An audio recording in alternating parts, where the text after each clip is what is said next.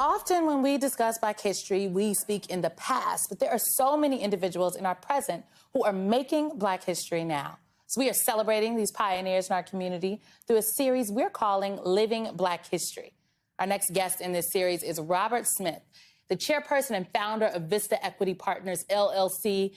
This firm invests exclusively in tech companies and has $96 billion in assets. Robert is the wealthiest Black person in the United States, with a net worth of more than $11 billion, according to Bloomberg.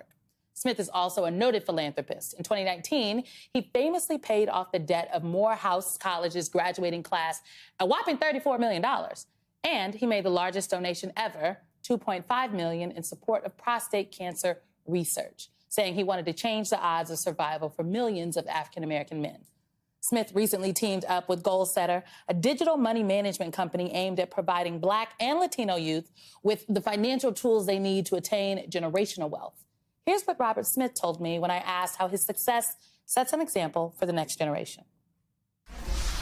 We, as a people of African Americans, and underscore both African and Americans in this context, have and should avail ourselves to all of the opportunities that America provides. And so what I hope to really show all of our young people, men and women, is that they can accomplish the vision that I know our parents and grandparents have for us, which is participating in this great economy of America, and really, bring forth our talents and efforts and our abilities and our creativity and our goals and our dreams to have them flourish and come to fruition in this country, and we can do it. You talked about family and parents, and your family lineage specifically is one of educators.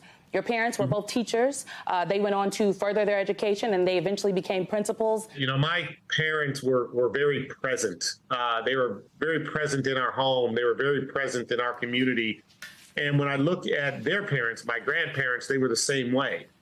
When they saw, challenges that our community faced, in some cases, is, equity of inclusion in education or nutrition or, public transportation, they got involved, they got engaged, they organized, and they made changes.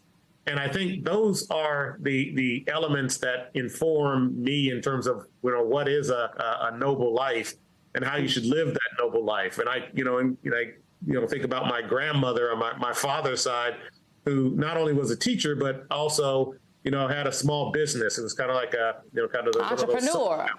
Yeah. And, that part of the family came out of Oklahoma. And, part of that clan really came out of the whole Greenwood tragedy and, kind of reset up in Colorado, which is one of the ways we got there. And many of them had businesses and pool halls and hardware stores in those communities. And yet wherever we were and set up, they realized they had to build infrastructure to support not only the economic and social development, but create a nurturing environment for their children, our children. And I like to say they created these beloved communities that really nurtured people like myself and my family to help us understand the importance of giving and being a part of the community in every way that you can. Let's talk about your trajectory, your career trajectory, sir, because it is remarkable. You started out as an engineer at Kraft and Goodyear, and then you transitioned into investment banking with Goldman Sachs. Now, that seems like a big pivot. Is it true that you didn't even know what Wall Street was at the time?